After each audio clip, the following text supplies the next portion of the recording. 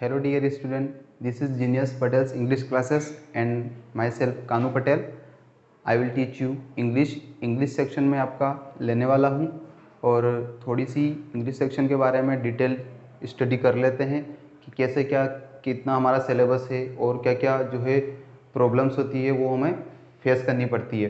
देखिए इंग्लिश जो होती है इसमें मोस्ट ऑफ द स्टूडेंट्स की ये क्वेरी होती है कि sir I am not able to translate. बहुत सारे स्टूडेंट कहते हैं कि सर मैं बेहतरीन तरीके से इंग्लिश को हिंदी में और हिंदी को इंग्लिश में ट्रांसलेट नहीं कर सकता हूँ। देखिए ऐसा क्यों होता है, एक छोटा सा क्वेश्चन बनता है कि ऐसा होता क्यों है।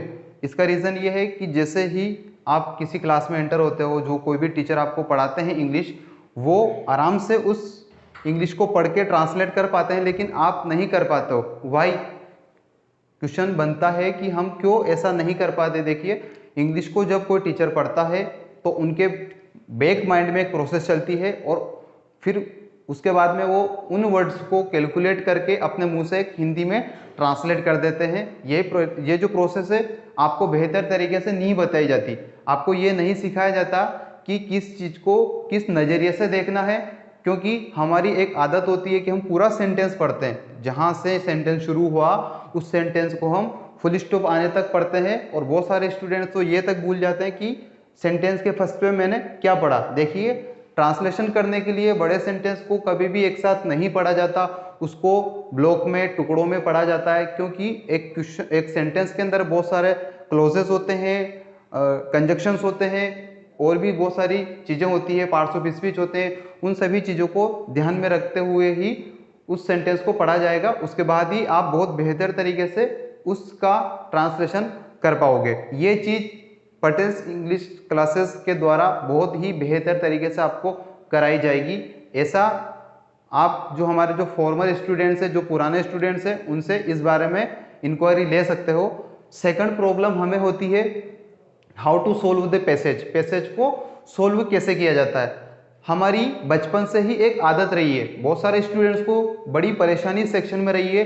जैसे ही हम एग्जाम में पैसेज को देखते हैं, उसको जैसे तैसे पढ़ के और उसका क्वेश्चन पढ़ते हैं, तो क्वेश्चन में हम आंसर देने के लिए क्या करते हैं कि उस क्वेश्चन में जो कुछ वर्ड होते हैं उन वर्ड को हम पैसेज में ढूंढना शुरू कर देते हैं। जहां कहीं भी हमें वो मीनिंग, वो स्पेलिंग, वो वर्ड्स दिखाई देते हैं, हम बड़े खुश हो जाते हैं और ये मान लेते हैं कि यही इसका आंसर है। हम वही लाइन को as it is answer copy में लिख के आ जाते हैं। हम ये मानते हैं कि मैंने पूरा पेपर सोल्व किया है, पूरा पैसेज सोल्व किया है, फिर भी मेरे अच्छे मार्क्स क्यों नहीं आए, क्योंकि ये जो है प्रोसेस एब्सोल्युटली रॉन्ग प्रोसेस है। पूरी तरह से आप ऐसा नहीं कर सकते हो। एक पार्टिकुलर प्रोसेस होती है, step by step her passage को सोल्व करने की, हर क्वेश्चन के आंसर को देने की एक प्रोसेस होती है। वह प्रोसेस हम आपको यहाँ पर सिखाते हैं। एक और नेक्स्ट बात यह है कि मैं आपको थोड़ा सा आपके 12th इंग्लिश सिलेबस के बारे में बात कर लेता हूं कि आपके सिलेबस में क्या क्या है। वैसे तो अभी कोरोना चल रहा है, गवर्नमेंट की क्या पॉलिसी आने वाली है आगे, वो तो गवर्नमेंट की हमें आगे जो पॉलिसी आएगी उसके बारे में पता चलेगा। लेकिन अभी तक 12th क्लास का जो सिलेबस है वो सिलेबस मैं आपके सामने रख रहा हूँ। जैसे ही आप एग्जाम हॉल में बैठते हो और अपना इंग्लिश का पेपर ऑन करते हो, उसको जैसे आप पेपर खोलते हो सोल्व करने के लिए रेडी होते हो, तो आपको सबसे पहले रीडिंग पोर्शन दिखाई देगा जिसमें पैसेज रहेगा, पैसेज नंबर 1 और पैसेज नंबर 2। पैसेज नंबर 1 जो है वह 9 मार्क्स का आएगा, 9 मार्क्स का आने वाला है, और पैसेज नंबर 2 6 के मार्क्स का आने वाला है, यानी कि दोनों पैसेज मिला के 15 मार्क्स के हमें आने वाला है। और हम क्यों बेहतर इसमें परफॉर्म नहीं कर पाते, उसका कारण मैंने आपको बता दिया कि हमें वो प्रोसेस अभी तक नहीं बताई गई कि how to solve the passage, passage को सोल्व कैसे किया जाता है।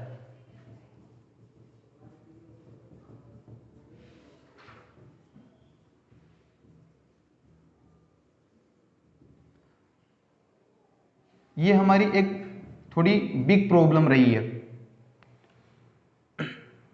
सेकंड जो टॉपिक आता है, सेकंड जो सेक्शन आता है वो बुक्स का आता है। मैं आपको बता देता हूं, आपके 12th क्लास में 2 बुक्स चलने वाली है। फर्स्ट बुक आपकी रेनबो है और सेकंड बुक आपकी पनोरमा है। अब जो आपकी फर्स्ट बुक है इसके भी 2 सेक्शन है, इसमें कुछ पोइम होती है और इसमें बाकी पोइम के अलावा जो बचता है वो सारे लेसन्स का कंटेंट होता है। पोइम आपके एग्जाम में 10 नंबर की पूछी जाती है और लेसन्स जो है आपके एग्जाम में 15 नंबर का पूछा जाता है। कुल मिलाकर रेनबो बुक्स में से 15 मार्क्स का कंटेंट आपसे पूछा जाएगा। अब एक और क्वेश्चन यहां पर बन जाता है,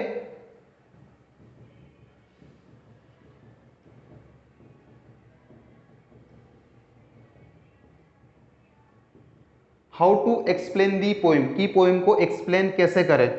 ये भी बड़ी परेशानी वाली बात है कि हम पोइम को पढ़ लेते हैं लेकिन उसका एक्सप्लेनेशन नहीं किया जाता है। पटेल्स इंग्लिश क्लासेस में बिल्कुल अलग और डिफरेंट वे से आपको इस चीज को सोल्व कराया जाता है। आप इंग्लिश की पोइम को पढ़ते हुए बिल्कुल हिंदी का ट्रांसलेशन कर पाओगे। ये चीज डेमो क्लास में आपको दिखाई दी जाएगी। सेकंड जो बुक है पनोरमा, इसमें से क्वेश्चन आंसर बनता है और ये 15 मार्क्स का इसमें से कंटेंट पूछा जाता है। जो थर्ड जो बिग प्रॉब्लम है हमारी, वो थर्ड बिग प्रॉब्लम हमारी ये है,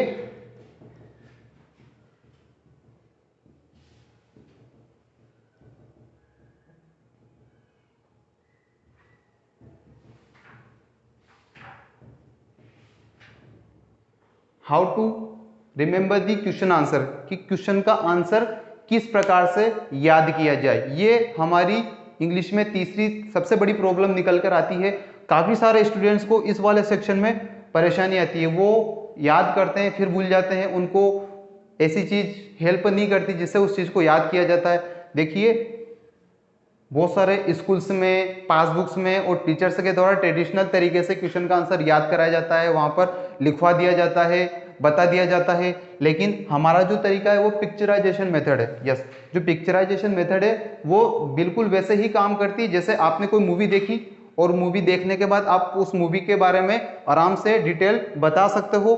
वैसे ही जो मेथड है वो क्वेश्चन आंसर में हम इंप्लीमेंट करते हैं। सेम टू सेम मेथड हम यहाँ पर इंप्लीमेंट करते हैं। आपको एक सेंटेंस अगले सेंटेंस में हेल्प करेगा, फिर अगला सेंटेंस जो है अगले सेंटेंस में हेल्प करेगा।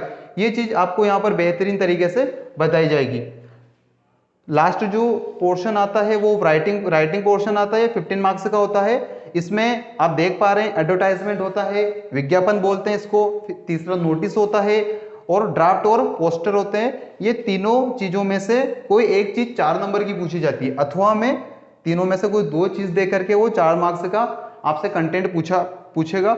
एक अगला जो है वो रिपोर्ट है, कोई भी इंसिडेंट होती है, कोई भी घटना होती है, उसके बारे में हमें रिपोर्ट लिखनी होती है, 7 मार्क्स की पूछता है।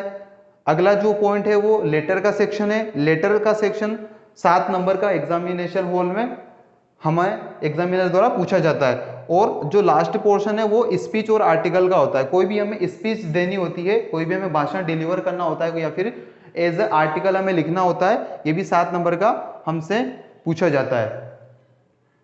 हमारा जो टोटल स्टडी मटेरियल है वो आपको हमारी जो एप्लीकेशन है जीनियस पटेल्स क्लासेस, इसमें आपको मिल जाएगा।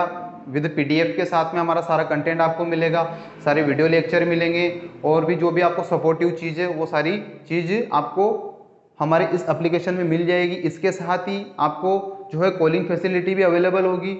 आप सपोज करो कि आपको सुबह अपनी इंग्लिश का वीडियो मिला 8 to 9, आपको शाम को 5 से 6, 6 से 7 जो भी आपको नोटिफिकेशन में टाइम दिया जाएगा पर डे, आपको जो भी प्रॉब्लम है वो आप 2 तरीके से हमसे डिस्कस कर सकते हो। एक तो बाय मैसेज कर सकते हो, दूसरा बाय कॉल हमसे वो चीज़ डिस्कस कर सकते हो। Okay, thank you for today.